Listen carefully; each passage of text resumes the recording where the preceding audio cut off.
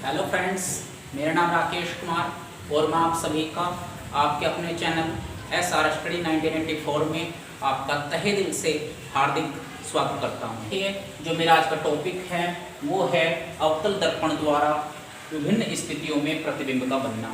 मतलब आज मैं आपको वस्तु की विभिन्न स्थितियों और उसके बनने वाले प्रतिबिंबों की स्थिति के बारे में आपको मैं बताऊंगा। तो देखिए हमारी वीडियो संग बने रहिए और वीडियो लगातार देखते रहिए। तो देखिए जिस समय वस्तु अनंत पर होगी तो देखिए प्रतिबिंब कहाँ बनेगा। देखिए गोलीय दर्पण में जब वस्तु अनंत पर होती है मतलब दर्पण के सामने होती है और अनंत पर होती है, तो अनंत पर स्थित वस्तु का प्रतिबिंब हमेशा फोकस पर बनता है।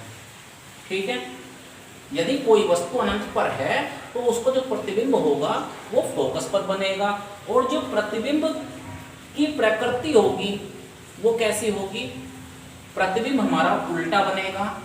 जैसे यदि वस्तु ऐसे है, सीधी है वस्तु ये, तो इसका जो प्रतिबिंब बनेगा हमारा उल्टा बन जाएगा। ठीक है, वस्तु का प्रतिबिंब उल्टा बनेगा। तो देखिए प्रतिबिंब हमारा उल्टा, वास्तविक और वस्तु से छोटा बनेगा। प्रतिबिंब हमारा उल्टा, वास्तविक और वस्तु से छोटा बनेगा। अब देखिए जब वस्तु अनंत और वक्रता केंद्र के बीच स्थित होगी तो हमारा जो प्रतिबिंब बनेगा वो फोकस और वक्रता केंद्र के बीच में बनेगा। ठीक है, फोकस और वक्रता केंद्र के बीच में बनेगा और हमारा जो प्रतिबिंब होगा वो हमारा उल्टा, वास्तविक और वस्तु से छोटा होगा। अब देखिए उसके बाद में यदि वस्तु को हम वक्रता केंद्र पर रखें, यदि वस्तु को हम दर्पण के वक्रता केंद्र पर रखें तो ये बात ध्यान देने वाली है कि एक स्थिति वो आती है, एक स्थिति केवल यही स्थिति है जब वस्तु जहां पर वस्तु रखी होती है उसका जो प्रतिबिंब होगा वो वहीं पर बनेगा। मतलब जब वस्तु वक्रता केंद्र पर रखी होगी, जो हमारा दर्पण का वक्रता केंद्र होता है, यदि वस्तु दर्पण के वक्रता केंद्र पर रखी हुई है तो उसका प्रतिबिंब, वस्तु का प्रतिबिंब हमारा वक्रता केंद्र पर ही बनता है। और प्रतिबिंब बनता कैसा है, प्रतिबिंब जो होगा वो उल्टा बनेगा।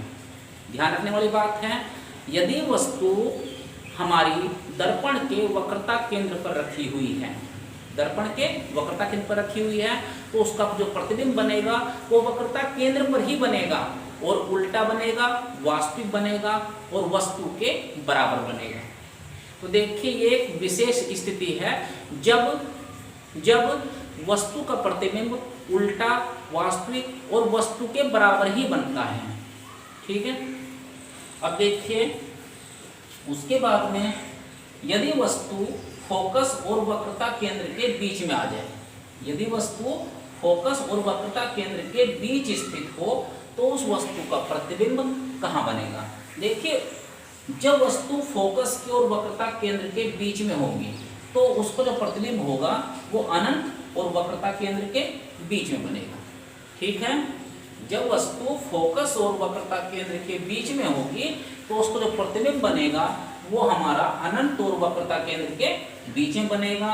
और कैसा बनेगा, देखिए प्रतिबिंब हमारा उल्टा, वास्तविक और वस्तु से बड़ा बनेगा। उल्टा, वास्तविक और वस्तु से बड़ा बनेगा।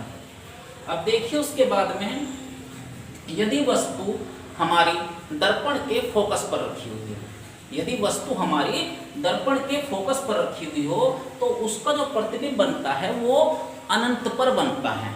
देखिए इस बात को समझिए, यदि वस्तु हमारी अनंत पर है, यदि वस्तु हमारी अनंत पर है तो जो उसका प्रतिबिंब बनता है वो हमारा दर्पण के फोकस पर बनता है। ठीक है, जब वस्तु हमारी अनंत पर होगी तो उसका प्रतिबिंब कहाँ बनेगा, फोकस पर बनेगा। और जब वस्तु फोकस पर होगी तो उसका प्रतिबिंब कहाँ बनेगा, अनंत पर बनेगा। मतलब यहाँ पर उल्टा हिसाब होता है, यहाँ पर हिसाब उल्टा होता है।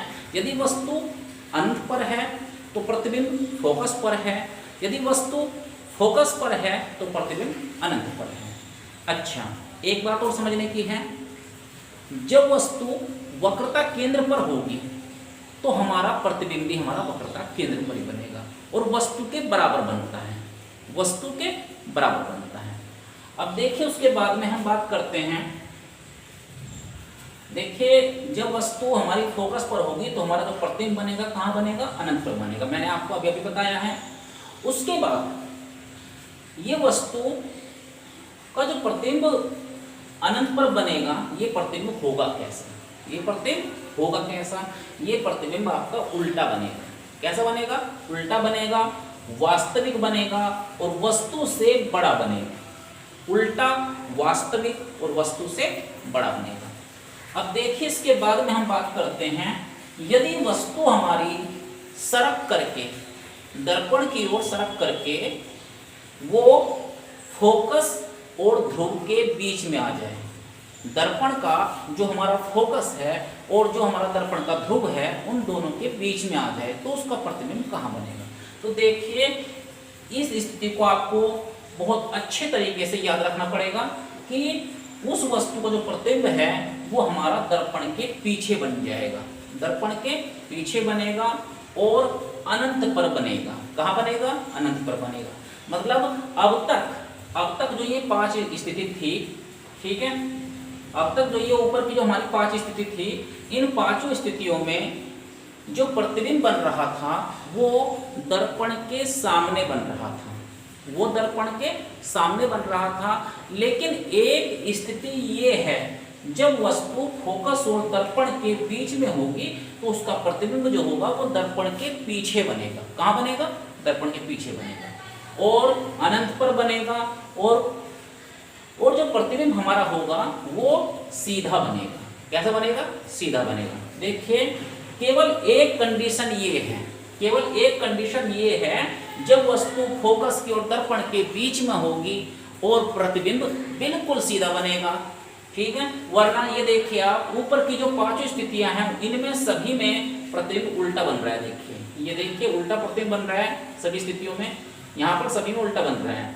लेकिन केवल एक ये सिंगल स्थिति ये है जिसमें वस्तु हमारी फोकस और दर्पण के बीच में है और हमारा जो प्रतिबिंब है वो दर्पण के पीछे बन रहा है, सीधा बन रहा है और सीधा, आभासी और वस्तु से बड़ा प्रतिबिंब बन रहा है। तो देखिए आज मैंने आपको इतनी महत्वपूर्ण जानकारियाँ दी और मैंने आपको इस बारे में बताया कि वस्तु कहाँ पर होगी, उसका प्रतिबिंब कहाँ पर बनेगा। तो देखिए मैंने आपको बहुत अच्छे तरीके से समझाने का प्रयास किया है। यदि मेरी वीडियो आपको अच्छी लगी हो तो प्लीज़ वीडियो को लाइक करें, चैनल को सब्सक्राइब करें। धन्यवाद।